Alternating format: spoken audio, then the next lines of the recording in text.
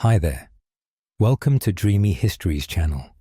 Tonight, we step into the worn leather shoes of a 7-year-old girl in medieval England, where the morning bell doesn't just wake you, it announces that your childhood is officially over, and your training as a future wife begins today.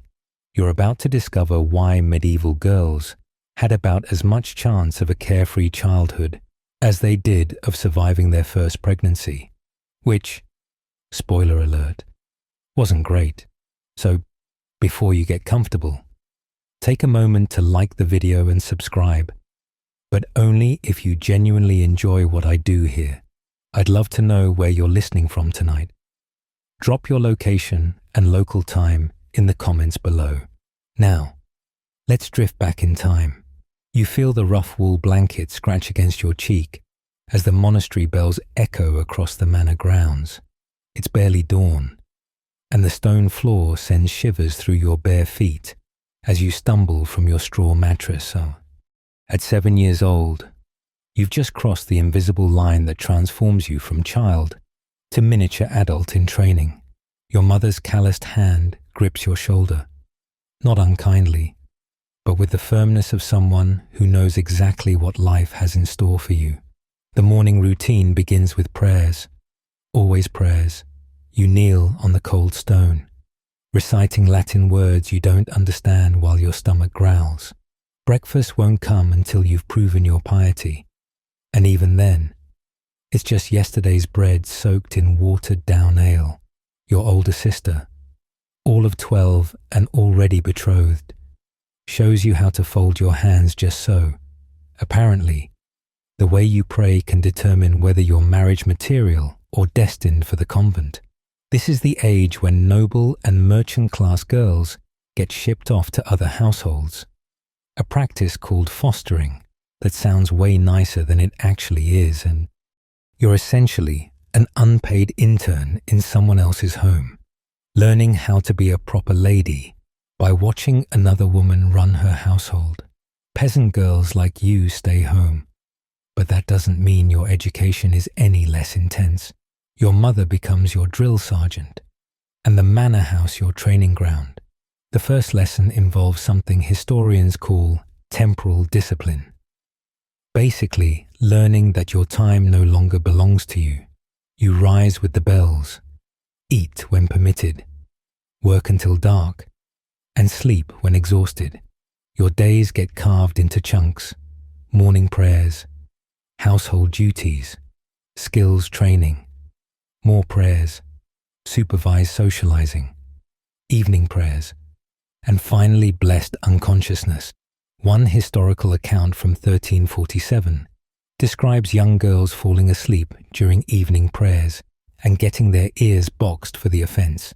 Your education differs drastically from your brothers. While they might learn letters and numbers, if your family can afford such luxuries, you learn the art of productive suffering. Historians still debate whether this gendered education system was purely oppressive, or if it served some protective function in a world where women faced constant physical danger. Some scholars argue that keeping girls busy and supervised actually shielded them from worse fates. Though that's like saying a prison protects you from crime. The morning continues with your first real task: helping prepare the household's daily bread. Your small hands struggle with the heavy dough, kneading until your arms burn. Your mother watches critically, occasionally correcting your technique with sharp words.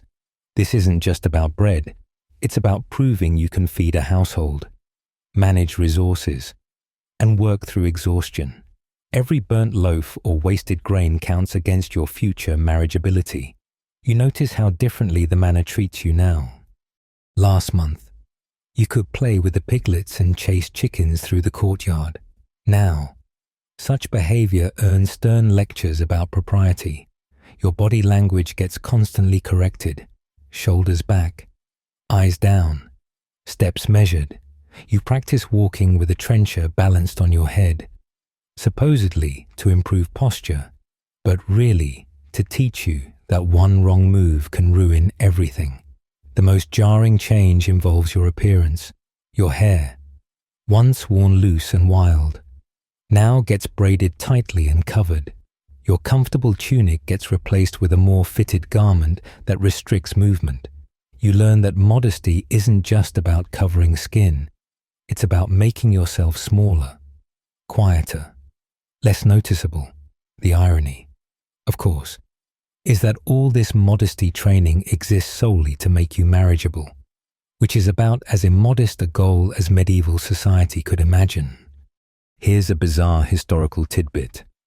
Some medieval texts recommend that girls aged 7 to 9 should regularly view corpses to remind them of life's fragility and the importance of spiritual preparation.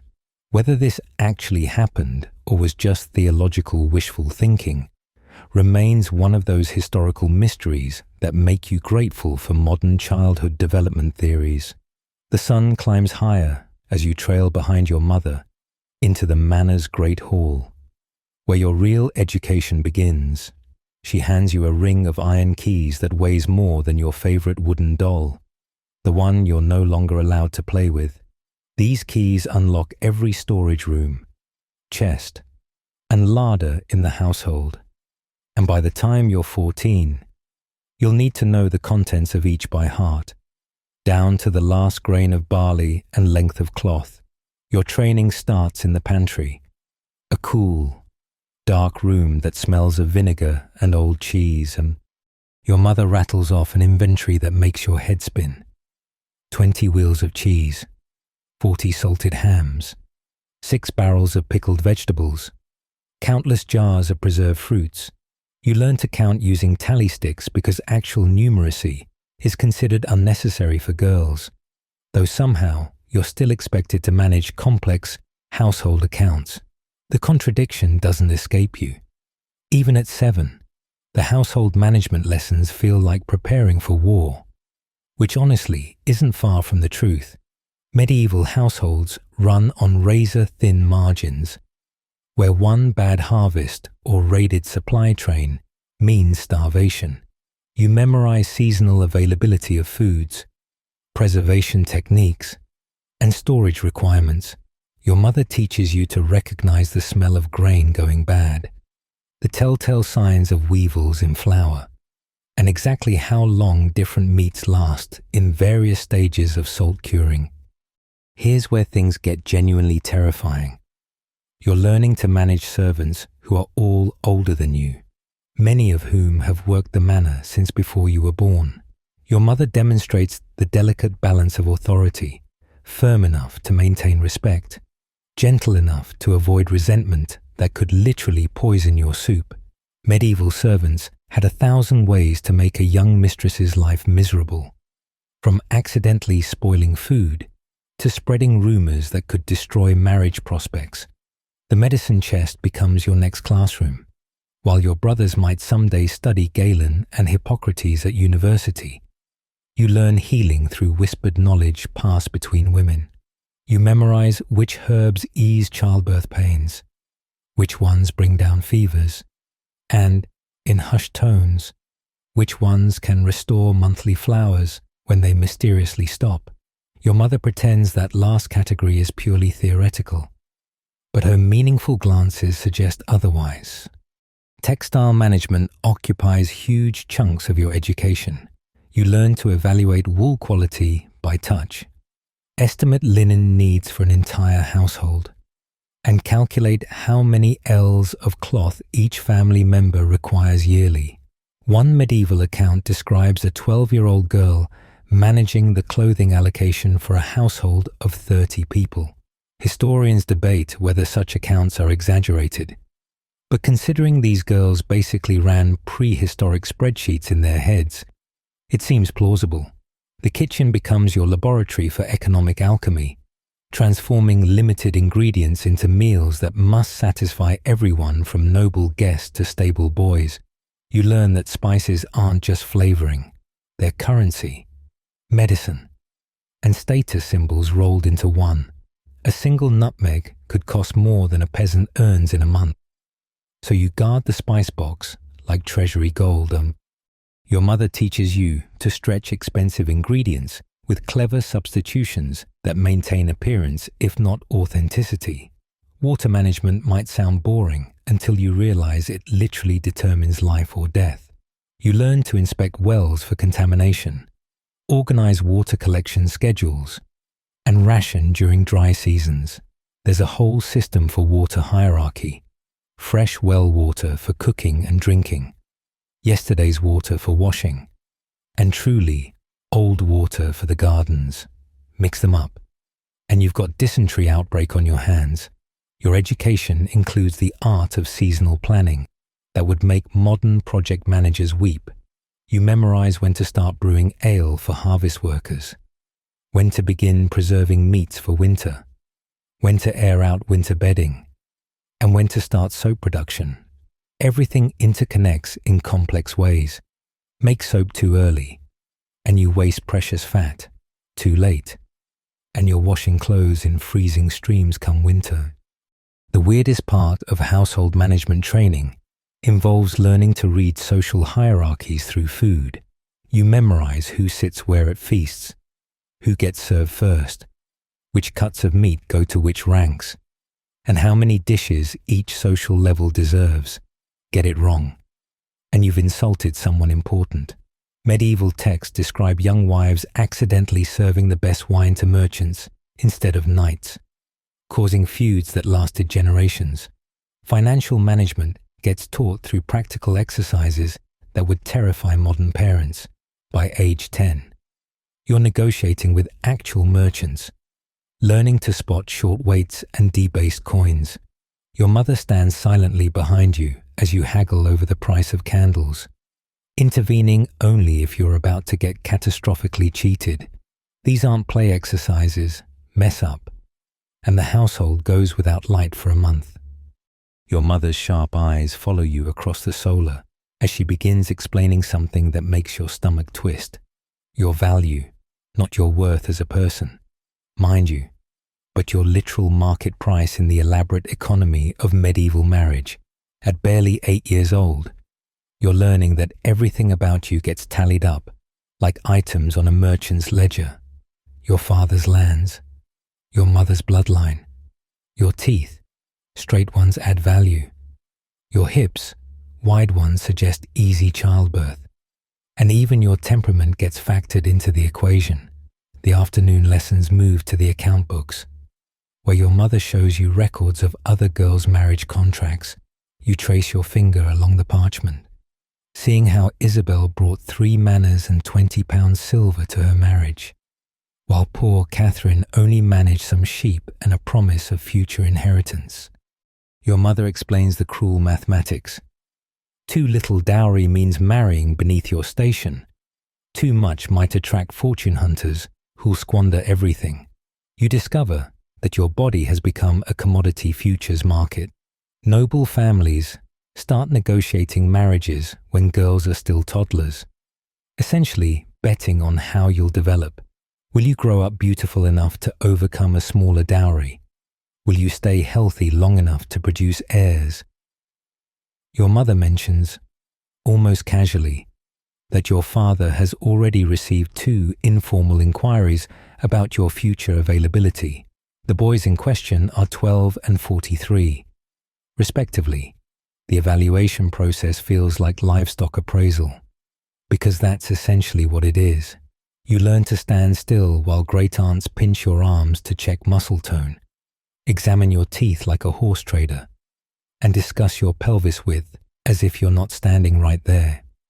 One particularly awful historical account from 1389 describes a girl being made to walk naked before her potential mother-in-law to check for hidden deformities. Historians argue about how common this practice was, but even once is too often. Your education now includes lessons on bloodline preservation that would make modern geneticists cringe. You memorize family trees going back 6 generations, learning which cousins are too close for marriage, though the church conveniently offers dispensations for the right price. Your mother explains how marrying into certain families could strengthen the blood, while others might introduce weakness.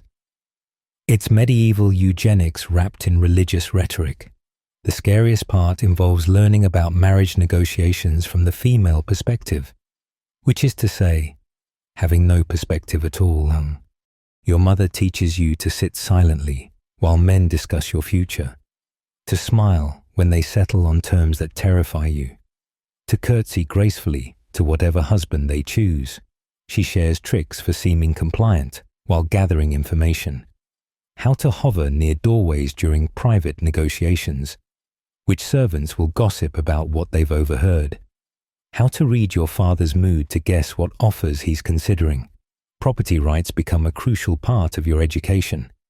Though the lessons are depressing, you learn about dower rights, what you'll get if your husband dies, dowry protections, mostly theoretical, and the various ways unscrupulous husbands can steal everything anyway.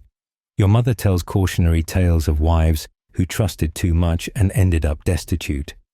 Their dowries mysteriously vanished into their husbands' debts.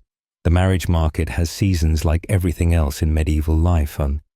Spring brings marriage fairs, where eligible young people get paraded around like prize cattle. Your mother describes these events with a mixture of nostalgia and horror. The frantic energy of families trying to make matches, the careful choreography of chance meetings, the devastating rejections delivered through elaborate courtesy. You'll attend your first one at 12, though only as an observer. By 13, you'll be merchandise. Here's a disturbing historical oddity. Some medieval families kept what amounted to beauty recipe books, passed down through generations of women. These contained everything from harmful skin-whitening concoctions, often containing lead, to breast-binding techniques designed to achieve the fashionable flat-chested look. One surviving text recommends rubbing puppies on your face to maintain softness, which seems weird until you learn about the other options involving bird droppings and mercury. Your lessons include learning to decode the language of marriage negotiations. When they say you have a pleasant disposition, it means you're ugly but docile. Robust health translates to built like a plow horse. Spiritually inclined suggests you might be better suited for a nunnery. Code for unmarriageable. Your mother teaches you to listen for what isn't said. No mention of beauty means you have none. No mention of dowry means it's embarrassingly small. The economics get brutally specific. You learn that your value peaks around 14, old enough to bear children, but young enough to seem malleable. Wait until 16, and you're practically a spinster. Your mother shows you correspondence between families haggling over marriages like merchant deals, complete with payment plans for dowries and penalties for various breaches of contract. One letter coolly discusses returning a bride if she proves barren within 3 years, like she's a defective purchaser. Your fingers cramp around the bone needle as you squint at the fine linen stretched across your embroidery frame. The afternoon light filtering through the solar's narrow windows barely illuminates your work, but complaining earns you nothing except a sharp rap across your knuckles. This isn't just busy work to keep idle hands occupied. Your needlework literally determines whether you'll marry into comfort or spend your life in drudgery. The hierarchy of needlework skills reads like a social climbing manual. Basic mending marks you as marriage material for farmers or craftsmen. Decorative embroidery on household linens might catch a merchant's eye, but the real prize, intricate gold threadwork on ecclesiastical vestments, that signals you're refined enough for minor nobility. Your mother points to her own wedding chest, filled with embroidered altar cloths that help secure her marriage to your father. These threads, she says, were worth more than 3 good horses. You start with mind-numbing repetition. Straight stitches, back stitches, chain stitches, practiced until your fingers move without thought. Your sampler grows daily, a fabric record of your increasing skill. Other girls your age play with wooden hoops and yarn, but you work with silk thread so fine it breaks if you breathe wrong. The frustration builds until you want to hurl the whole frame across the room. But you don't. Future wives don't have temper tantrums. The economic reality of needlework hits hard when your mother explains the actual numbers. A skilled embroiderer can add £50 to her dowry value, more than most families see in a lifetime. Noble families actually hire investigators to verify the authenticity of a bride's needlework, checking for hired hands or suspicious uniformity that suggests someone else did the work. Getting caught in needlework fraud can void a marriage contract faster than discovered illegitimacies. Your education includes learning different styles for different purposes. Blackwork embroidery, those geometric patterns in black silk, shows mathematical precision and patience. Opus Anglicanum, the elaborate gold work England is famous for, demonstrates access to expensive materials and continental connections. Whitework proves you can create beauty from simplicity, a valuable trait when married to a husband who might gamble away your dowry. The social aspects of needlework prove just as crucial as the technical skills. You learn to work in groups without gossiping much, to share expensive materials gracefully, and to complement other girls' work even when it's obviously superior to yours. These sewing circles become intelligence networks where marriage prospects get discussed, family scandals get dissected, and alliances form that last lifetimes.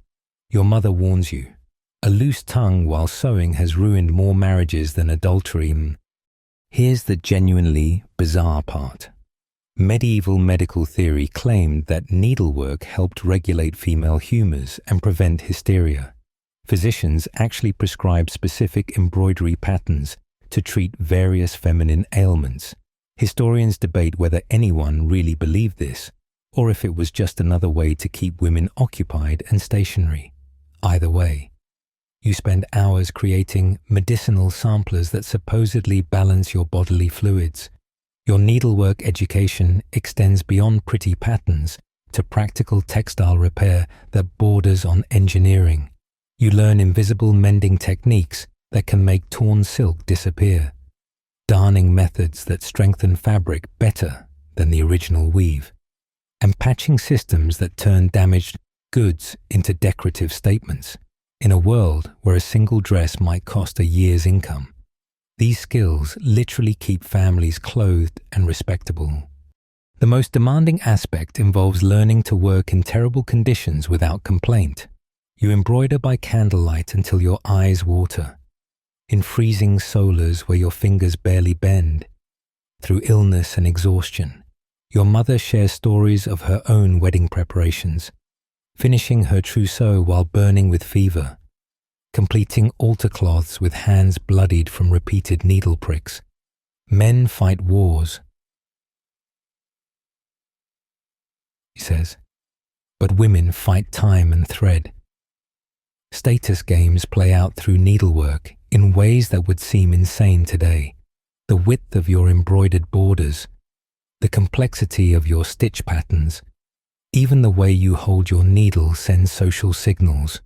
You practice sitting at just the right angle to display your work to advantage when suitors visit, learning to make difficult techniques look effortless.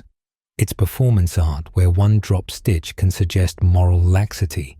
The thread itself becomes a lesson in economics and trade, and you learn to distinguish between Spanish silk and inferior local varieties, to spot when merchants try passing off weighted thread as pure, to calculate exactly how much gold thread a project requires without waste. Your mother keeps her precious metal threads locked away like jewels, doling them out by the inch. One historical account describes a family selling their gold embroidery threads to pay for funeral expenses, literal unraveling of wealth. The chapel bells drag you from your needlework, just as your eyes start to cross from strain. Time for your second religious education session of the day. Though calling it education feels generous when it's mostly memorization and terror. You file into the family chapel where Father Benedict waits, his face perpetually frozen between disappointment and dyspepsia. Today's lesson: the 7 deadly sins and how each one specifically applies to young women. Because apparently you're prone to entirely different sins than your brothers are. Your religious instruction operates on multiple levels of hypocrisy that even your young mind recognizes. The priest preaches poverty while wearing rings worth more than your father's best horse. He lectures about gluttony between mouthfuls of honeyed almonds, but you keep these observations to yourself. Questioning religious authority is the fastest route to accusations of heresy. And you've heard whispers about what happens to heretical women. The Latin prayers flow like meaningless music. You memorize the Pater Noster, Ave Maria, and Credo through sheer repetition. Understanding may be 1 word in 10. Your mother coaches you privately, teaching the rhythm and cadence that matter more than comprehension. God hears your heart, she says, but the priest judges your pronunciation. So you perfect your ecclesiastical accent, while privately wondering why God only speaks Latin. Here's where medieval religious education gets genuinely dark. You learn about sin through graphic cautionary tales that would traumatize modern children. The priest describes lustful women transformed into toads, vain girls whose mirrors show demons, disobedient daughters swallowed by the earth. These aren't presented as metaphors. You're expected to believe literal divine punishment waits for any moral misstep. Your cousin whispers that she saw a girl struck by lightning for wearing her hair uncovered. You're skeptical, but not skeptical enough to test it. The Virgin Mary becomes your impossible role model. Somehow, you're supposed to emulate a woman who achieved motherhood without sex, perfect obedience without personality, and ultimate glory through suffering. The theological gymnastics required to be like Mary, while also preparing for marriage and inevitable sexual duties, creates cognitive dissonance that historians argue traumatized generations of medieval women. You're pure, but preparing for impurity, modest but display-worthy, silent but somehow supposed to transmit faith to your children. Your education includes learning which sins particularly endanger women. Pride manifests in enjoying your appearance, so you practice custody of the eyes, never looking in mirrors or still water. Anger in women suggests demonic possession, so you swallow fury until it burns your throat. Sloth includes any moment not spent in productive labor or prayer. The priest spends an uncomfortable amount of time on lust, describing temptations you hadn't even imagined until he helpfully detailed them. The practical aspects of religious education prove more useful. You learn the liturgical calendar that governs your entire life, when to fast, feast, or abstain from work. Your mother teaches you to calculate Easter, a mathematical nightmare involving lunar cycles and ecclesiastical tables, because your entire household schedule depends on it. You memorize which saints govern which activities, creating a celestial bureaucracy you must navigate for everything from successful bread making to surviving childbirth. Confession becomes a particularly treacherous lesson. The priest teaches you to examine your conscience with forensic detail, but your mother privately warns against too much honesty. Confess small sins enthusiastically, impatience with servants, pride in your needlework, eating an extra honey cake. Never mention bigger questions or doubts. One historical account describes a young woman who confessed to enjoying her husband's attention too much and found herself assigned penances that essentially destroyed her marriage. The monetary aspects of religion shock your developing sense of fairness. You learn about indulgences, how rich families buy their way out of purgatory while poor ones suffer for identical sins. Your family keeps a careful accounting of masses said, candles lit, and donations made, treating salvation like a layaway plan. The priest explains this is God's will. But you notice God's will always seems to favor those who can afford it. Here's a disturbing historical tidbit. Some medieval religious instructors taught girls to mortify their flesh to prevent vanity and lustful thoughts. You learn about hair shirts, knotted cords worn under clothing, and discipline, self-flagellation, practiced by especially pious women. Your mother forbids such extremes, not from kindness, but because visible marks might suggest religious mania and damage marriage prospects. Spiritual devotion is fine. Visible evidence of it is social suicide. The intersection of religion and female medical knowledge creates the most confusing lessons. The church condemns most folk healing as witchcraft, but you still need to learn which saints to invoke for various ailments, which pilgrimages cure barrenness, which relics ease difficult births. You memorize prayers that sound suspiciously like the pagan charms they replace. Christian veneer over ancient women's knowledge. The priest pretends not to notice when your mother teaches you to bless healing herbs in the name of the Father while following recipes older than Christianity.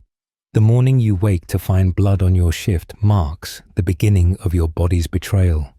You're barely 11, and your mother's face shifts between pride and sorrow as she bundles the stained linen away.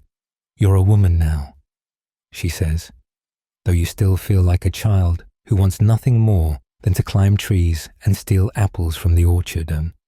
Instead, you get your first lesson in medieval feminine hygiene, which involves moss, rags, and a belted contraption that feels like wearing a saddle backwards. Your physical transformation brings new rules that seem designed for maximum discomfort. No more running. It might dislodge your womb. No cold drinks. They'll freeze your blood flow. No strong emotions. They'll curdle your female humours. Your mother explains medieval medical theory while fitting you with a breastband designed to flatten your developing chest. The fashionable silhouette demands boyish figures, so you bind budding breasts until breathing becomes an effort. Some girls, she warns, bind too tightly and damage their ability to nurse future babies. The lessons about your changing body come wrapped in layers of shame and superstition. You learn you're now technically capable of pregnancy, which makes you simultaneously valuable and dangerous. Your mother describes conception using agricultural metaphors, seeds and fields, ploughing and harvesting, that make the whole process sound about as romantic as crop rotation. The actual mechanics remain frustratingly vague, though you've seen enough animals breeding to draw uncomfortable conclusions. Here's where medieval biology gets truly weird. Physicians believe women's bodies are literally inferior versions of men's, just turned inside out and cooled down. Your mother repeats these theories while teaching practical management, how to track your monthly cycles using knots on a cord, which herbs ease cramps, how to hide evidence of your condition from male family members who consider it unclean. You learn that during your monthly time, you can spoil wine, tarnish mirrors, and make bread fail to rise. Whether anyone actually believes this or just uses it to excuse women from certain duties remains unclear. The fertility preparations begin immediately. Your diet changes to foods thought to enhance conception. Lots of eggs, almonds, and foods shaped like reproductive organs. Medieval sympathetic magic at its finest. You drink herbal tonics that taste like boiled sadness, designed to open the womb for future use. Your mother shares family fertility secrets. Which phase of the moon promotes conception? Which positions ensure male heirs? How to tell if you're barren before marriage negotiations begin. Physical examinations become a regular horror. The family's wise woman checks your development with clinical detachment, predicting your childbearing potential from hip width and breast shape. She examines your palms for fertility lines, checks your urine clarity. Medieval pregnancy tests involved some truly disgusting methods, and makes pronouncements about your reproductive future that feel like curses. One examination reveals you have good birthing hips, which everyone treats as wonderful news while you wonder what exactly makes hips good for pushing out babies. The preparation for marital duties walks a tightrope between ignorance and information. You must understand enough to fulfill conjugal obligations, but not enough to seem knowledgeable. Your mother uses more agricultural metaphors, discusses wifely submission in terms that make you grateful for current vagueness, and stresses that good wives endure rather than enjoy. She shares tricks for making the process bearable. Think of household accounts. Pray the rosary. Plan tomorrow's meals. Anything but focus on what's actually happening. Your body becomes public property in ways that make you long for childhood invisibility. Servants monitor your monthly cycles, reporting irregularities to your mother. Your father starts commenting on your development in terms of market readiness. Visiting relatives feel entitled to assess your physical maturation. Like evaluating livestock, you learn to stand still during these inspections, face blank, while adults discuss your breeding potential as if you're not present. The clothing changes reflect your new status as potentially fertile female. Your loose child's tunics get replaced with fitted gowns that display your figure, while somehow covering everything. You learn to walk differently in these restrictive garments, taking small steps that won't reveal your ankles or cause unseemly bouncing. The layers shift. Kirtle, surcoat, turn dressing into an engineering project. Each garment serves dual purposes: modesty and advertisement, protection and display. Here's a particularly grim historical reality. Medieval medical texts suggest girls who develop early face higher risks during childbirth because their pelvises haven't finished growing. Your mother shares whispered stories of 12-year-old brides who didn't survive their first labor, their bodies simply too small for the task. Yet early development is seen as a blessing because it extends your fertile years. The contradiction between biological reality and social pressure creates anxiety that manifests in mysterious ailments, headaches, fainting spells, digestive troubles, that physicians blame on wandering wombs rather than stress. Historians debate whether medieval women understood the connection between menstruation and fertility. Evidence suggests practical knowledge exceeded theoretical understanding. Women knew missing monthly blood meant pregnancy, even if they couldn't explain why.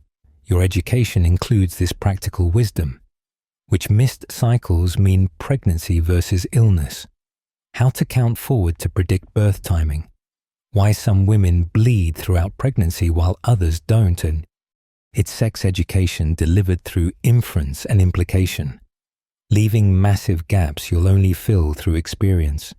The negotiations begin in earnest the summer you turn 12. Though you only realize it when strange men start appearing at dinner more frequently than usual. Your father entertains them with his best wine while you serve silently, eyes downcast, movements rehearsed to display grace without personality.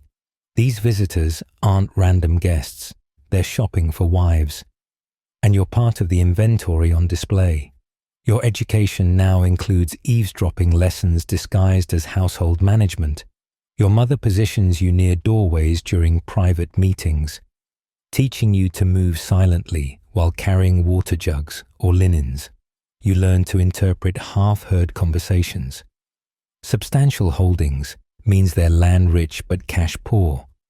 Established family suggests old bloodlines but fading fortunes. Vigorous heir indicates an aging man desperate for sons.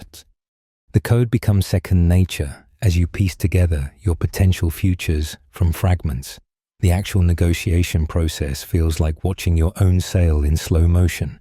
Your father keeps a ledger where he records offers, 3 manors and 50 marks from the Leicester merchant, 200 sheep and grazing rights from the younger Fitzgerald son. A complex arrangement involving your dowry invested in shipping ventures from that terrifying old widower with missing teeth. You sneak peeks at this ledger when possible, trying to guess which economic calculation will determine your fate. Your mother prepares you for inspection visits with the same attention she gives feast preparations. You wear your best gown, but not too fine. Suggests extravagance. Style your hair to show its thickness. Future sons need good hair.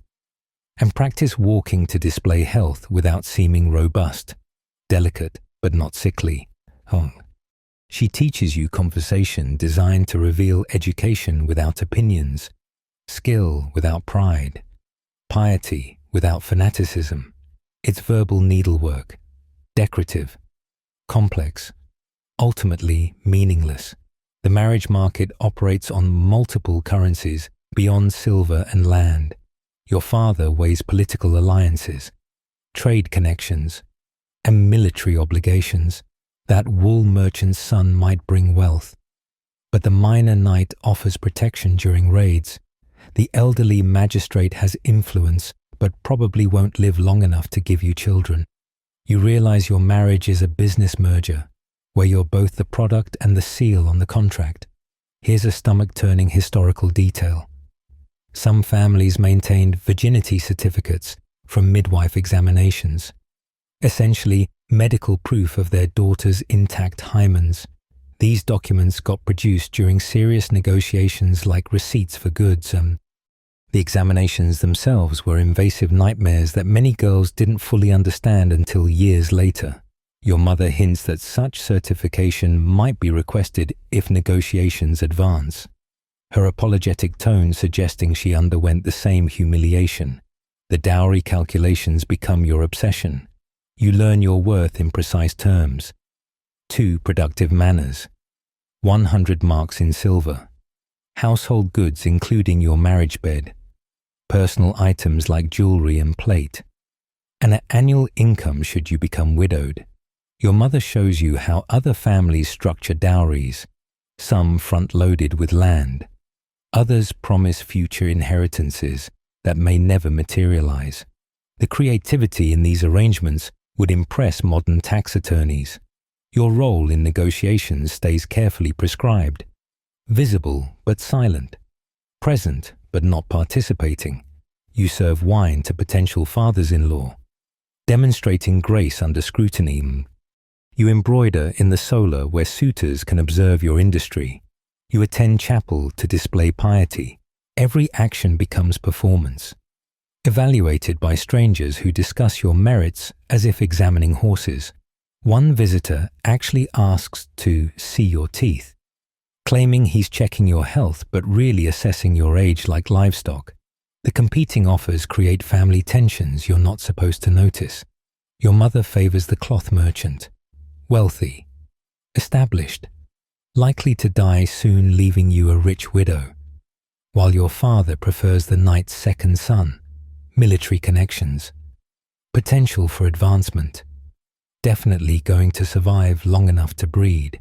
They conduct whispered arguments after dark, their voices carrying through thin walls as they debate which future serves the family best.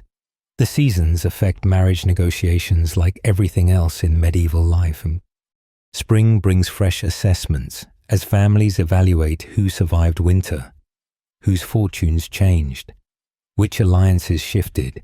Summer allows travel for viewing properties and meeting potential matches. Autumn sees frantic final negotiations before winter isolates everyone. You learn to read your marriage prospects in seasonal patterns. That sudden flurry of visitors in September means your father wants you settled before Advent restrictions. The rejections sting even when you didn't want the match. That repulsive old merchant who spent dinner describing his gout in detail. His family sends word that they've found someone younger with better connections. The knight's son who seemed kind. He's holding out for a bride with court influence. Each rejection gets carefully analyzed for what it reveals about your market position. Your father adjusting expectations downward with each failed negotiation. The lessons in courtly behavior begin with your mother's warning. Power isn't in what you say. It's in what you make others believe you might do. You're 13 now, practicing the elaborate dance of submission that actually constitutes medieval feminine authority. Your mother demonstrates how to curtsy so deeply It borders on mockery. How to agree so enthusiastically. It sounds like disagreement. How to smile while delivering devastating social cuts that leave no obvious wounds. The Great Hall becomes your training ground for navigating social hierarchies more complex than any military formation. You memorize who outranks whom. Which merchant's new wealth doesn't erase his common birth.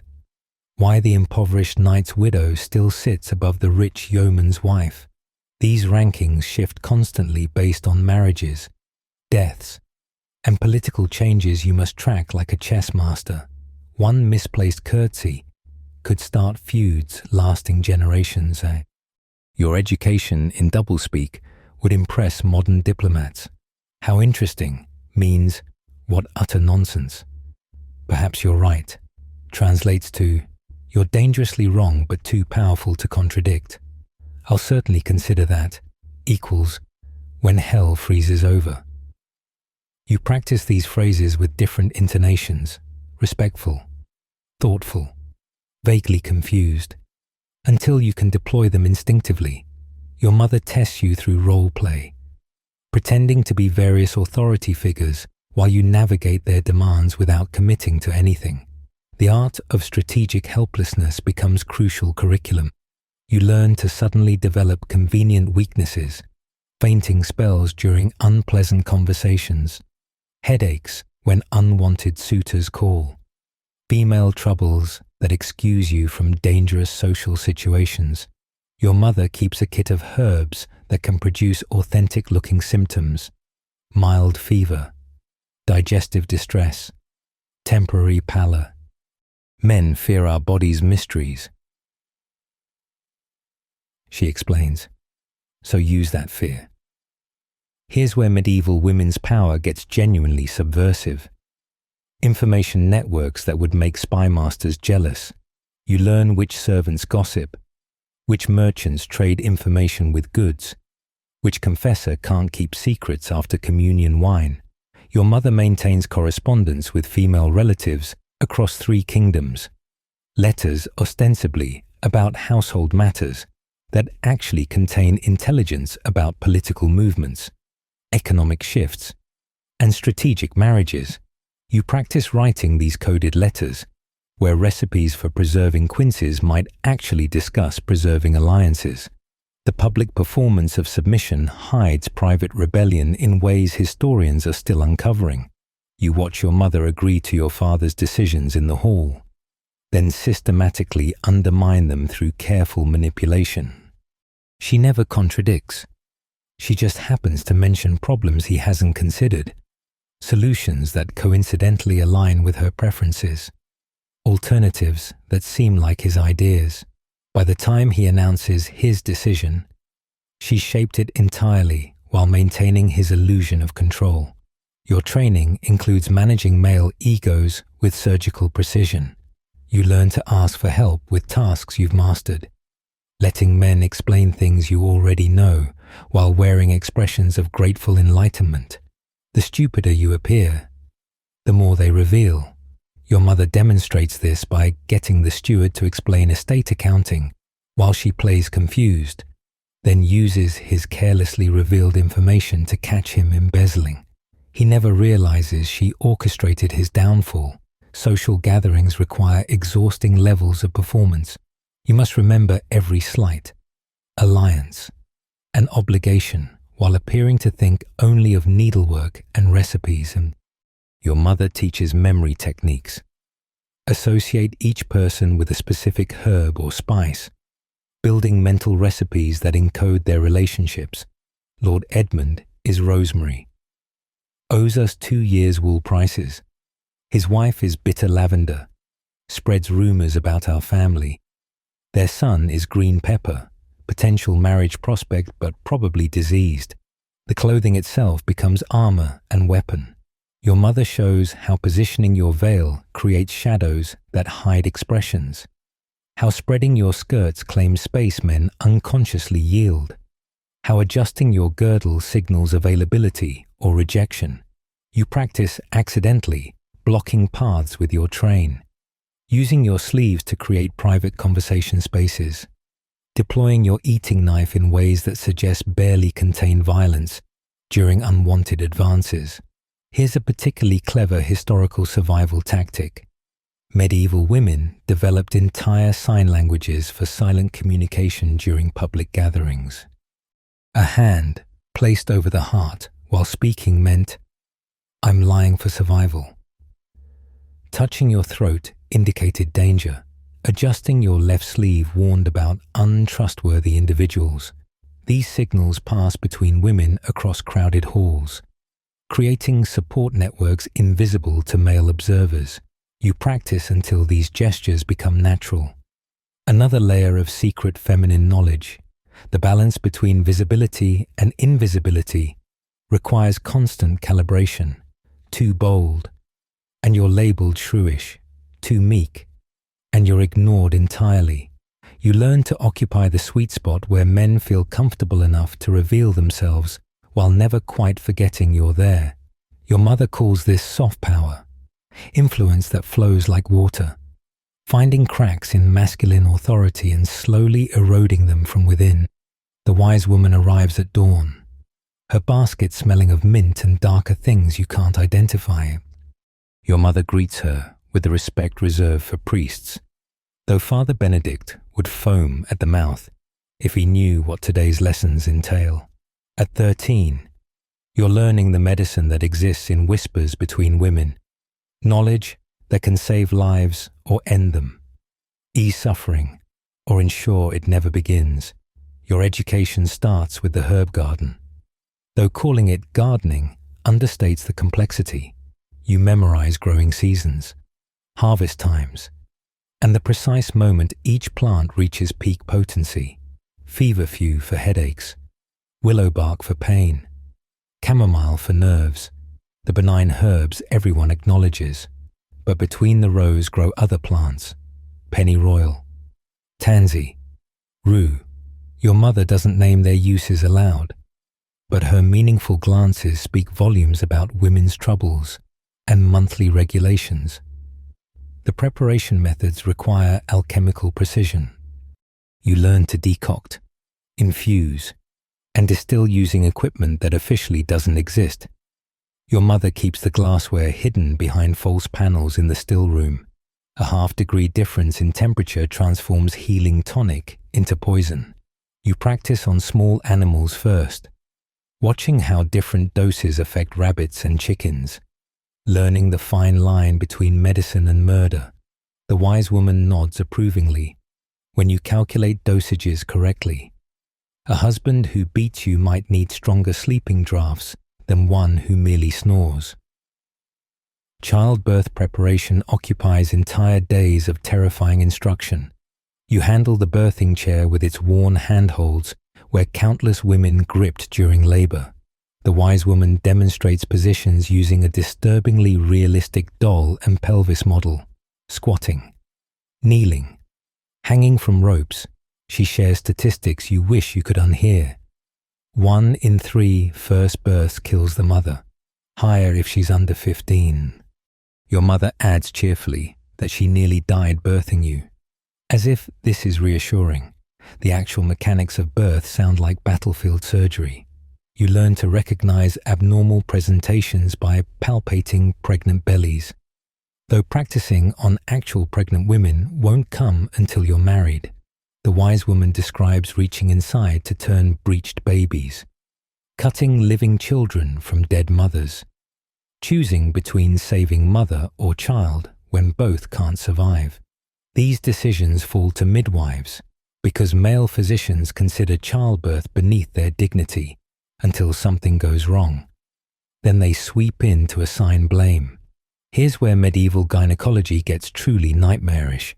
You learn about wandering wombs that supposedly float around your body causing hysteria, suffocation of the mother, where your uterus tries to strangle you, and green sickness that affects virgins whose wombs hunger for male seed. And the wise woman teaches these theories with barely concealed eye rolls, then shows practical treatments that actually work while pretending they address these imaginary conditions.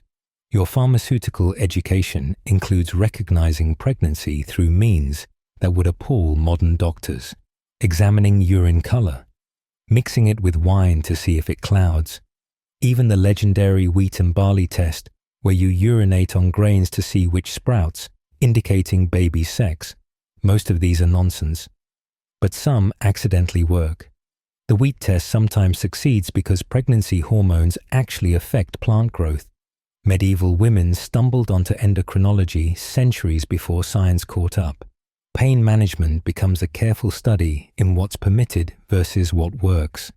The Church condemns most pain relief during childbirth. Eve's curse demands suffering.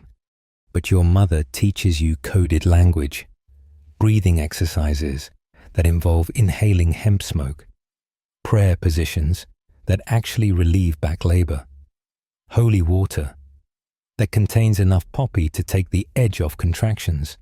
The wise woman adds practical tricks. Biting leather preserves dignity while screaming. Kneeling improves fetal positioning. And sometimes a quick birth is safer than a pious one. The darker knowledge comes last. Whispered so quietly you strain to hear. Signs that indicate which women won't survive labor. Allowing families to prepare. Herbs that can encourage a birth that's taking too long, though they might encourage too much. Ways to tell if a baby died in the womb before it poisons the mother. The wise woman's eyes grow distant as she recounts losing her own daughter to childbirth. I knew everything, and it didn't matter. Knowledge doesn't overcome nature's cruelty. Your mother shares family birthing histories like battle stories.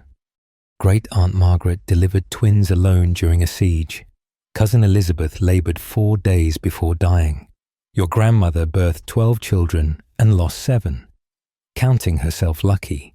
These stories teach practical lessons. Which family lines tend toward difficult births? What complications run in bloodlines? Why marrying into certain families means probable death? It's genetic counseling delivered through gossip and gravestone counting. The most controversial education involves preventing conception entirely. The Church forbids it. Husbands demand heirs. But women share knowledge anyway. Timing methods based on moon phases and monthly cycles. Barrier methods involving wool soaked in various substances. Herbal preventatives that might work or might just poison you slowly. The wise woman stresses these are for spacing children to preserve maternal health. But everyone understands the real applications. Your mother adds quietly that 3 children in quick succession killed her sister. Sometimes preventing life preserves it. The day arrives when your mother closes the solar door, bars it from inside, and says words that make your stomach clench. It's time you understood your marriage duties. You're 13 3/4. Negotiations are advancing with the cloth merchant's son, and ignorance stops being protection.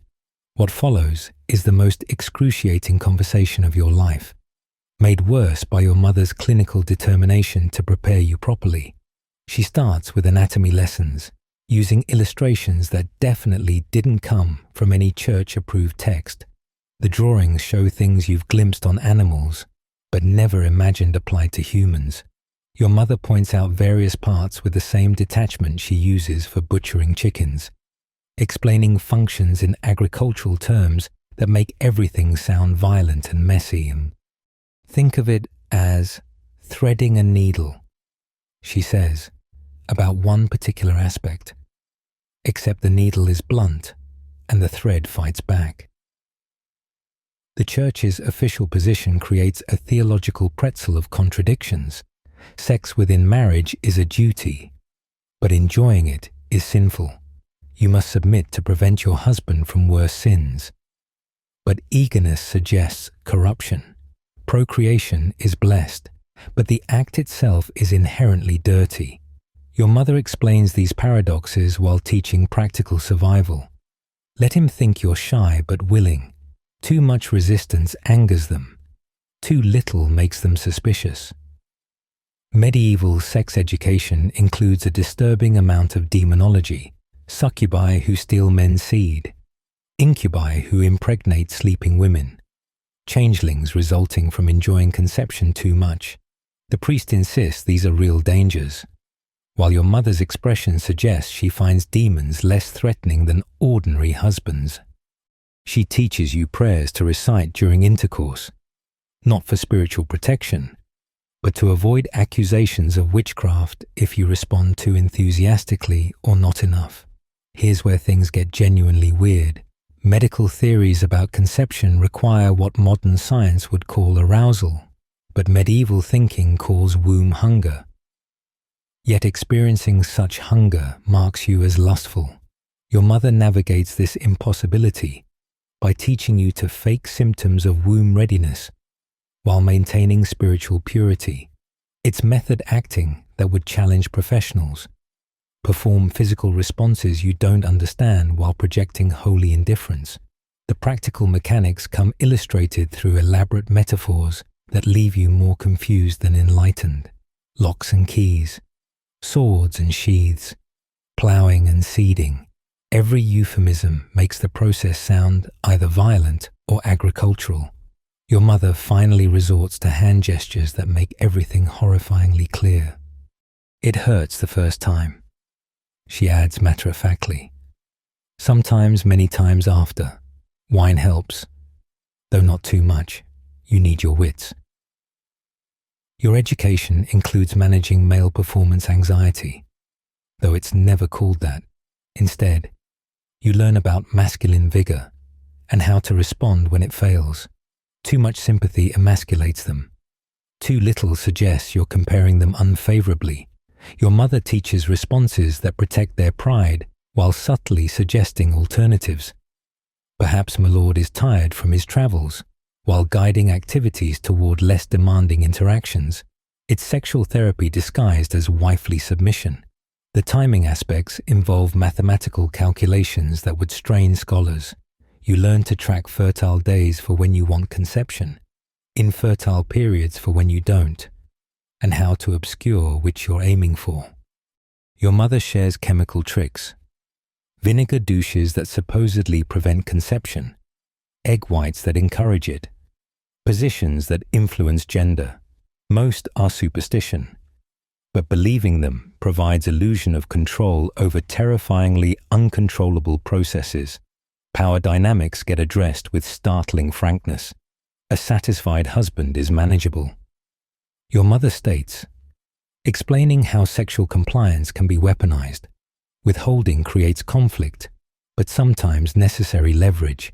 Enthusiasm at strategic moments secures privileges. She describes sex as another household resource, requiring careful distribution. Too freely given loses value. Too restricted provokes violence. You must become an economist of intimacy. Here's a historical detail that makes modern hearts glad for progress. Medieval medical texts suggest women's seed contributes to conception, but only if she experiences pleasure. Yet experiencing pleasure proves moral corruption. This catch-22 means you must somehow achieve physical response while showing no enjoyment, contributing to conception, while remaining spiritually pure. Your mother's advice amounts to, think of England, centuries before England coined the phrase. The pregnancy expectations start immediately after marriage. You learn that failure to conceive within a year suggests divine disfavor, witchcraft, or adultery. Your mother prepares you for invasive examinations, public speculation about your fertility, and remedies ranging from harmless prayers to Saint Anne to horrifying pessaries of ground crocodile dung. She shares her own experience of 5 years barrenness before conceiving, the accusations she endured, the cures that nearly killed her. The darkest education involves managing unwanted attention. Your mother teaches defensive positions that look like submission, ways to redirect violent desires toward less damaging acts, phrases that defer without refusing outright. She shows you where to hide small knives, how to claim temporary illness, when to invoke religious obligations. Sometimes, she says quietly, Preservation of life overrules preservation of virtue. God understands necessity. The frantic energy consumes your household as negotiations conclude and your wedding date sets for Michaelmas. Barely 4 months away. You're 14 years old. And suddenly, every moment becomes preparation for transforming into someone's property. Your mother attacks the planning with military precision, mobilizing servants, seamstresses, and suppliers in a campaign that makes actual warfare look relaxed.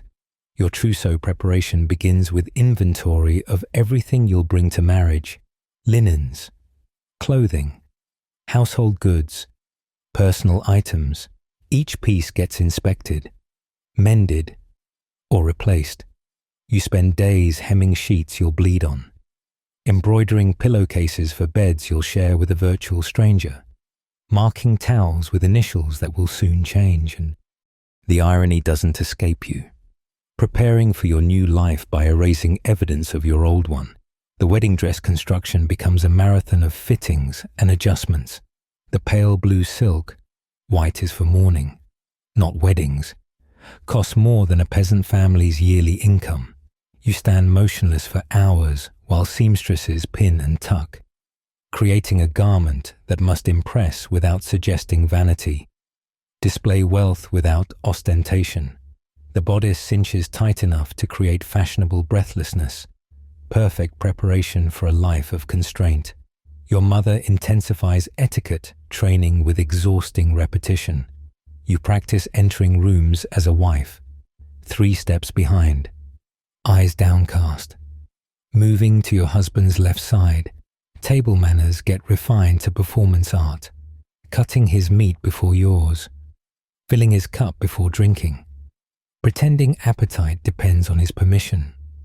She drills you in conversation appropriate for a new wife, agreeable but not opinionated, intelligent but not challenging, amusing but not attention-seeking.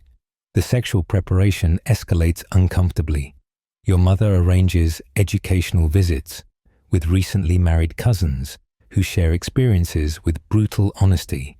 Cousin Margaret describes her wedding night with clinical detachment, like being split by a hot poker while everyone listens outside the door. Your sister-in-law Agnes offers practical advice. Bite your tongue. Not him. Blood from the right place matters.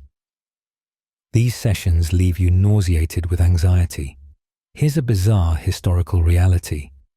Some medieval families staged practice weddings, where girls rehearse ceremonies with male relatives or household servants standing in for grooms. You endure 3 such rehearsals, memorizing movements, vows, and responses until they become automatic, and the practice feels like preparing for your own execution. Learning to walk steadily toward doom without faltering. The financial preparations reveal the transactional nature of your union. You watch your dowry get assembled, silver plate carefully weighed, land deeds copied and sealed, promissory notes for future payments negotiated like merchant contracts.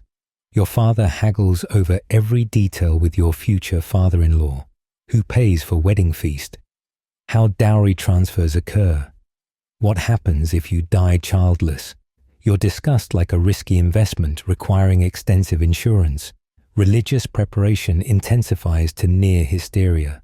Daily confession becomes mandatory as the priest interrogates you about impure thoughts you didn't know existed until he described them. You fast until dizziness blurs vision, proving spiritual readiness through physical deprivation. The pre-wedding purification rituals include bathings that feel more like exorcisms, holy water, blessed salt, prayers against demons who apparently find virgin brides irresistible. The household goods preparation teaches you that marriage means recreating entire domestic ecosystems. You pack cooking implements, bedding, furniture, even the stones for a portable hearth. Each item gets selected for durability and display. Worn goods suggest poverty. 2 fine ones invite theft. Your mother includes mysterious packages with whispered instructions. Open this after your first child. Use this if he proves cruel. Hide this where only you know. Social training covers managing your future household's complex dynamics. You'll enter as outsider into established hierarchies. Servants loyal to your mother-in-law. Relatives suspicious of dowry hunting. Your mother teaches diplomatic warfare. How to assert authority without seeming aggressive. Win loyalty without expensive gifts. Identify allies and enemies before they identify you. The first month determines the next decade. She warns. Here's the genuinely disturbing part. Preparing for inspection of your virgin blood, your mother explains the wedding night proof rituals. Bloodied sheets displayed publicly. Intimate examinations by matrons who verify consummation. She provides practical tricks for ensuring adequate blood display. A concealed blade for self-cutting if necessary, while warning that too much blood suggests violence rather than virginity. The medieval obsession with hymenal integrity creates elaborate deceptions around fundamentally unprovable facts. The emotional preparation proves impossible. How do you ready yourself to leave everything familiar for a stranger's bed? Your mother tries combining practicality with comfort. Love might come later, or might not. Focus on survival first. Happiness, if God wills. She shares her own experience. Terror morphing into resignation. Then, unexpected affection for your father after 3 years. But her eyes suggest other possibilities she doesn't voice. The wedding passes in a blur of incense and anxiety. And now you stand in your husband's, your new home, still wearing the blue silk that now feels like costume armor. The celebratory feast continues below while you've been shepherded to the marriage chamber by a gaggle of matrons who prepare you like a sacrifice. They strip away your wedding finery with practiced hands, checking for hidden defects one final time before delivering you to your fate. Your mother-in-law, a woman with eyes like winter frost, leads the inspection committee. She examines you with the thoroughness of someone protecting her investment, noting aloud that your hips seem adequate for breeding, your breasts sufficient for nursing, your temperament appropriately subdued. The other women mutter agreement while you stand naked and shivering, pretending this ritualized humiliation is perfectly normal. Someone jokes about checking your teeth again, and everyone laughs except you. They dress you in a night shift so fine it conceals nothing. The point? Apparently, your hair gets brushed until it shines, then spread across the pillows in carefully arranged waves. The bed itself has been blessed by 3 priests and sprinkled with herbs meant to ensure fertility. The women position you precisely, knees together, hands folded, expressions somewhere between virgin terror and wifely acceptance. Remember, your mother whispers before leaving. Quick obedience lessens the duration. The door closes, leaving you alone with the stranger who now owns you. He's 19, which seemed anciently mature during negotiations, but now reveals itself as barely past boyhood, and his hands shake slightly as he approaches, and you realize with startling clarity that he's possibly more terrified than you. This wasn't covered in your mother's lessons. What to do when your husband seems as clueless about proceedings as you feel. The consummation itself merits less detail than the aftermath. Sufficient to say it involves more apologizing than passion, more fumbling than finesse, and enough blood to satisfy the witnesses who'll inspect the sheets come morning.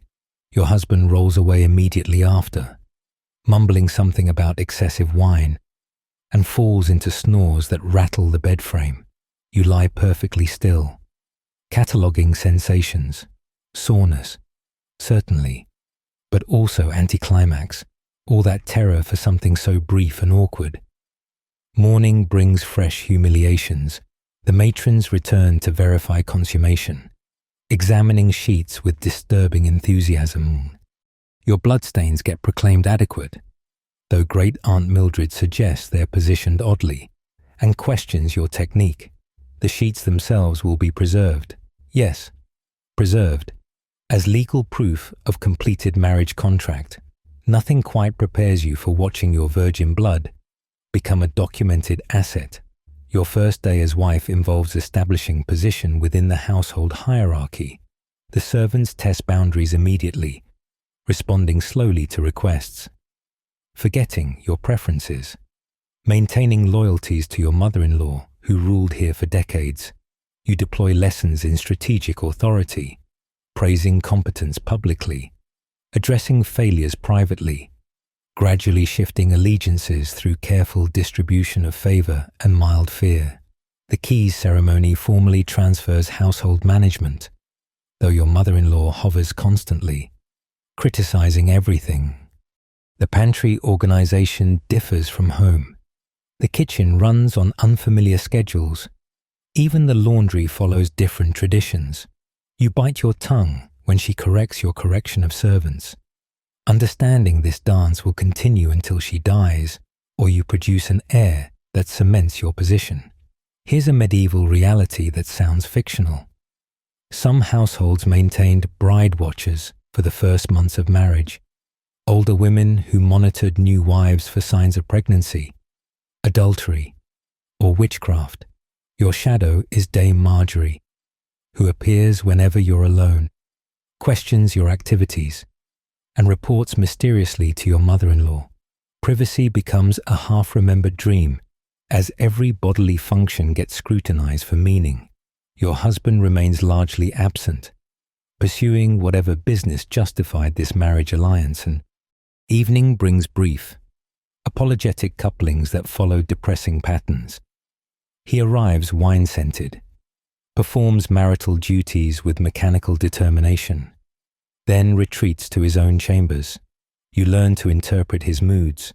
Rough handling means business troubles. Complete absence suggests mistresses. Unexpected gentleness indicates guilt over something you'll discover later. The pregnancy pressure begins immediately. Your monthly blood becomes community property, its appearance provoking disappointed headshakes and worried conferences. Your mother-in-law provides helpful remedies, fertility potions that taste like liquid sulfur, prayers to 14 different saints, positioning advice that defies anatomy. When your second month arrives bloodlessly, the household celebrates like you've conquered France. Though you know this just intensifies expectations, managing your husband's family proves trickier than managing him. His younger brothers view you suspiciously. His sisters criticize constantly. His aunts share helpful advice designed to ensure failure. You navigate their hostility with weapons of feminine warfare, strategic gift-giving, carefully placed compliments, and judicious sharing of household resources. Slowly, painfully, you build alliances with those who matter and isolate those who threaten. The servants gather in the great hall for your first formal address as mistress, their faces ranging from skeptical to openly hostile. You're 14. They've served this household since before your birth, and everyone knows you're essentially play-acting at authority until you produce an heir. Your voice shakes as you outline household schedules you barely understand, assign duties you're still learning, and pretend confidence you absolutely don't feel. The cook, a woman built like a fortress with temperament to match, tests you immediately. Milady wants the feast prepared for Thursday, but market day isn't until Friday. It's a trap. Accept the impossibility and look foolish.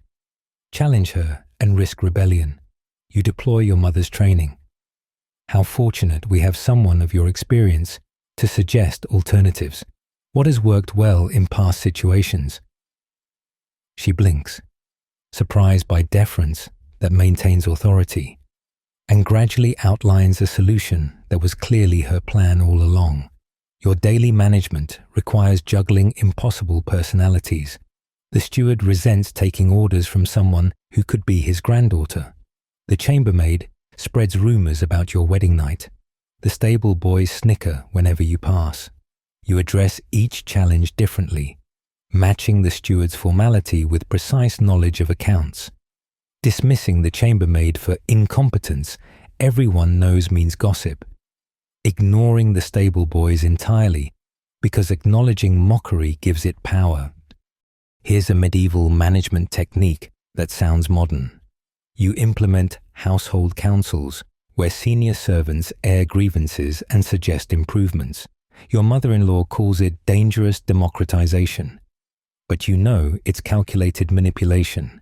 Let them think they're participating in decisions while you guide outcomes. The baker feels heard when complaining about oven problems. You look responsive fixing them. Everyone pretends you haven't just reinvented basic maintenance as revolutionary leadership. The financial management proves most treacherous. Your husband controls major expenditures. But daily household economics fall to you, stretching insufficient funds across endless needs. You learn creative accounting that would impress modern embezzlers, recording higher prices than paid to accumulate secret reserves, trading household goods for services that don't appear in ledgers, maintaining emergency funds your husband doesn't know exist. Oh, it's not theft, it's survival insurance. Physical establishment of authority requires careful choreography. You adjust where you sit at meals, gradually moving toward positions of greater prominence. Your clothing choices signal status, wearing keys visibly, selecting fabrics that rustle authoritatively, deploying jewelry strategically. You practice entering rooms in ways that demand acknowledgement, standing in spots that force others to look up at you, using gesture and posture to claim space. Men unconsciously yield. The pregnancy announcement changes everything. Suddenly, servants who barely acknowledged you scramble to assist. Your mother-in-law transforms from critic to protector, guarding you like precious cargo. Your husband appears more frequently, awkwardly attentive to the vessel carrying his potential heir. You milk this transformation shamelessly, implementing changes previously impossible, firing problematic servants while everyone's too baby-focused to protest. And your power consolidation accelerates as your belly swells. You promote allies to key positions. The supportive undercook becomes head of kitchens when her predecessor retires, gets caught stealing. You establish new household traditions that coincidentally eliminate your mother-in-law's most intrusive practices. The pregnancy excuse works magic. The smell of morning prayers makes me ill, removes dawn obligations. The baby dislikes loud voices, creates peaceful meal times. Here's where medieval household management gets genuinely weird. You're expected to maintain productivity while potentially dying. Morning sickness doesn't excuse missed management duties. Swollen feet still climb tower stairs for inventory checks. You direct household affairs between contractions because medieval expectations don't include maternity leave. One historical account describes a woman dictating household instructions while actively delivering. Probably exaggerated, but revealing about expectations. The servant relationships shift as your authority solidifies. Those who tested boundaries early become most loyal once you've proven competence. The hostile cook now defends your decisions to other servants. The skeptical steward brings problems to you before your mother-in-law. You've achieved the medieval management ideal, feared enough to prevent challenges, respected enough to inspire efficiency, liked enough to avoid poisoning. Your mother-in-law's decline accelerates, not physically, but authoritatively. Servants habitually seek your approval now, implementing your preferences automatically. She maintains ceremonial precedence but lacks practical power. You include her in decisions she no longer influences, consulting on matters already determined, creating an illusion of transition rather than usurpation. It's kindness wrapped in strategic victory. The birth approaches with household transformation complete. You've evolved from child bride to functional mistress, managing complex operations while your body performs its own complex operation. The servants who once dismissed you now fuss protectively. Your husband. Initially, a stranger who visited your bed apologetically, shows genuine concern for your welfare. You've built a functioning life from the wreckage of an arranged marriage. Though whether it's happiness or merely survival remains an open question. The labor pains begin during evening prayers, though you hide them for hours. Finishing household accounts while your body clenches in waves. You're 15 now. Barely. And about to discover whether you'll join the statistics of women who survive their first birth or become another cautionary tale whispered to frightened girls. Your mother-in-law notices first, something about how you grip the table edges, and suddenly the entire household mobilizes for the medieval equivalent of a medical emergency. The birthing chamber transforms into a female fortress. Men, including your husband, get banished entirely while women flood in with purposeful efficiency. The midwife arrives with her terrifying bag of instruments, followed by your mother, summoned days ago when you felt the baby drop, various female relatives, and enough servant women to populate a small village. They hang protective charms, burn specific herbs, and position religious artifacts in configurations that blur the line between Christianity and much older beliefs. Your labor stretches through the night into the next day, each contraction feeling like your body tries to turn itself inside out. The midwife checks your progress with rough hands, announcing cervical dilation in terms of fingers and fruits. Barely a plum.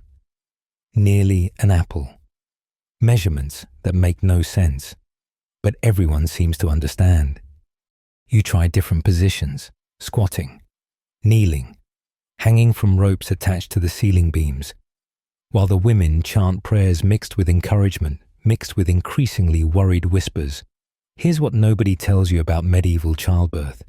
The sound is almost worse than the pain. Your own voice becomes unrecognizable. Primal screams that would horrify your carefully trained self. The women's chorus rises to match, creating a cacophony that supposedly helps the baby navigate toward life. Your mother grips your hands until both sets of fingers go numb, whispering that she survived this 7 times. You can manage once. You want to tell her that's not actually encouraging. But another contraction steals all words.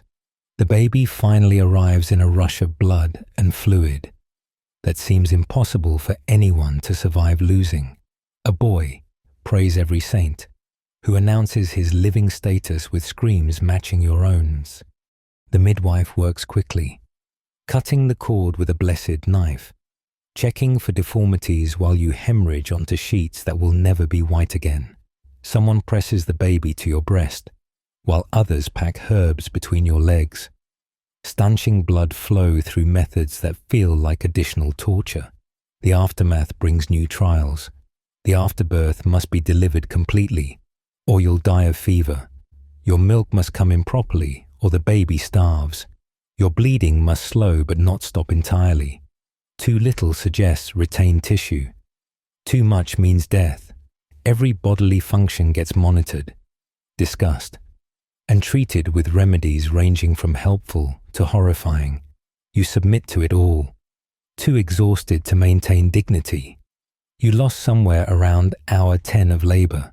Your survival gets celebrated like a military victory, which honestly feels appropriate. Your husband appears once you're cleaned and coherent, approaching cautiously like you might bite him.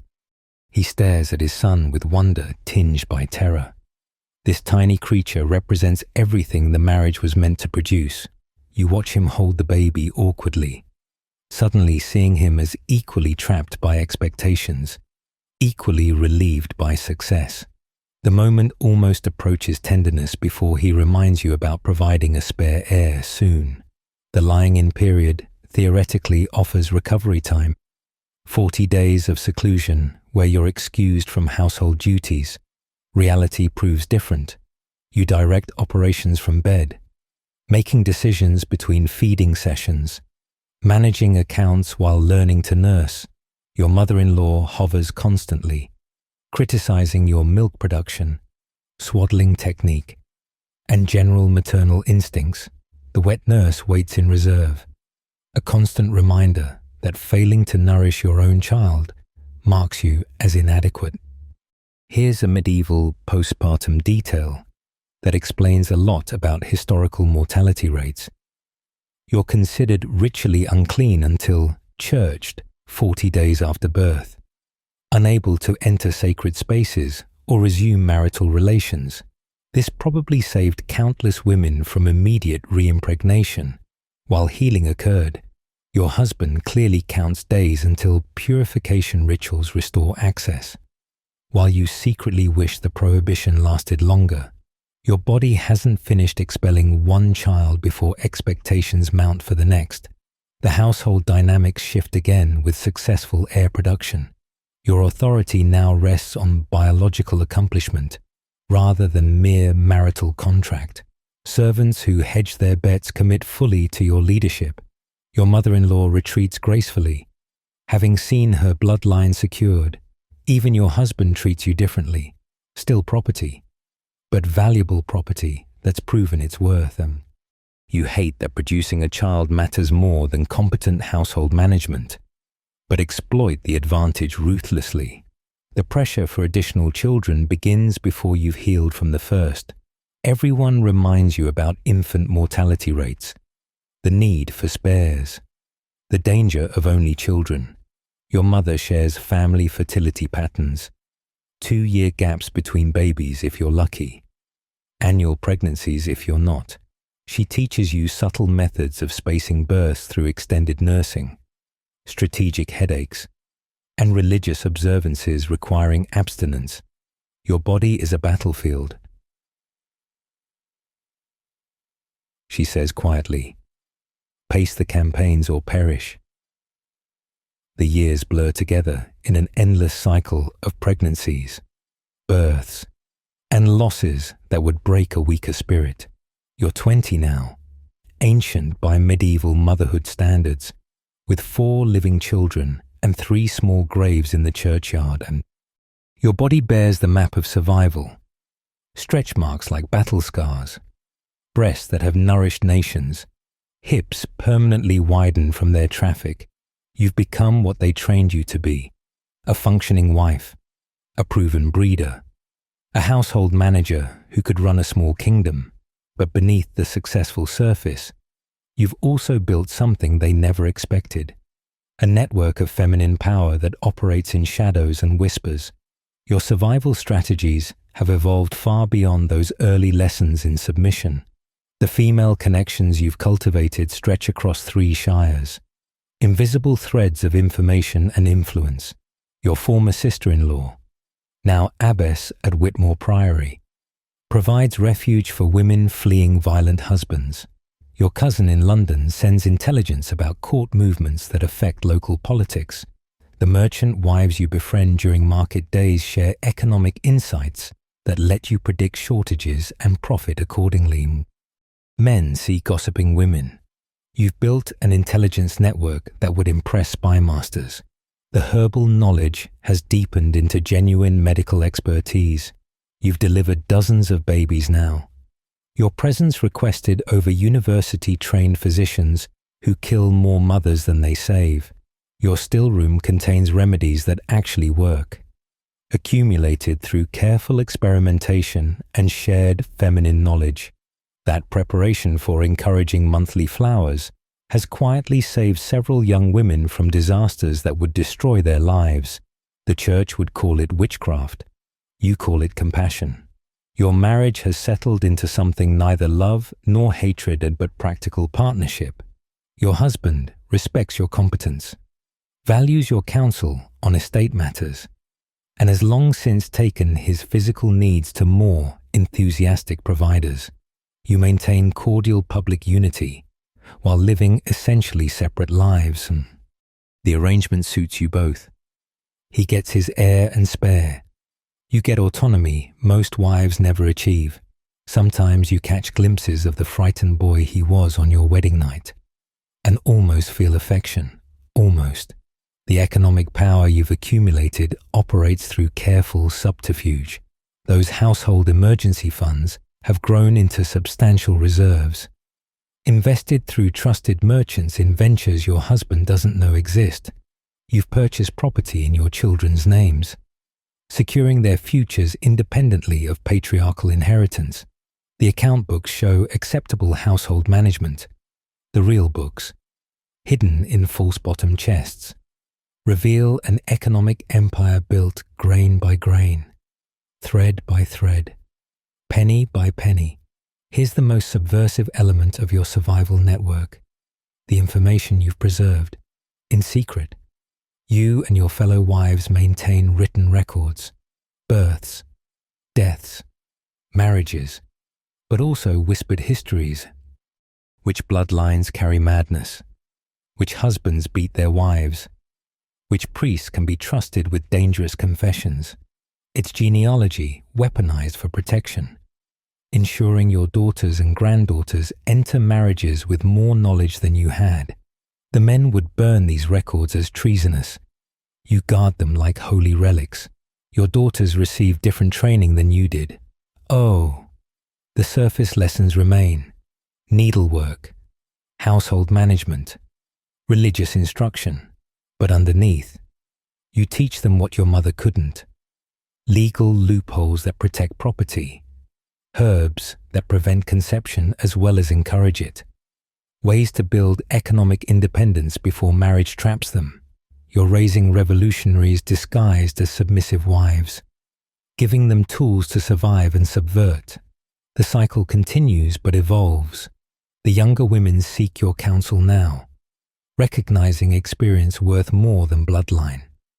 You teach them the delicate balance: when to submit for survival, when to resist for dignity, how to accumulate power without appearing threatening. Some lessons come through explicit instruction, others through example. They watch you manage hostile visiting nobility with diplomatic grace, see you outmaneuver merchants who assume feminine ignorance, observe how you've transformed from child bride to regional power without ever overtly challenging male authority. Your mother-in-law died last winter, finally releasing her death grip on household precedents. Standing at her funeral, you remembered the terrified girl she terrorized and felt nothing, not hatred, not triumph, just weary recognition of another woman trapped in the same system. Wielding what little power she could grasp, you ensure her grave receives proper tending, her memory appropriate honor. The younger women whisper about your generous forgiveness. They don't understand its strategic alliance with the dead. The physical toll becomes undeniable. Your joints ache from years of cold stone floors. Your eyes strain from needlework in poor light. Your back never fully recovered from that third pregnancy, but you've survived what kills so many: childbirth, disease, dangerous knowledge, and the slow crushing weight of female existence in a world designed for your subjugation.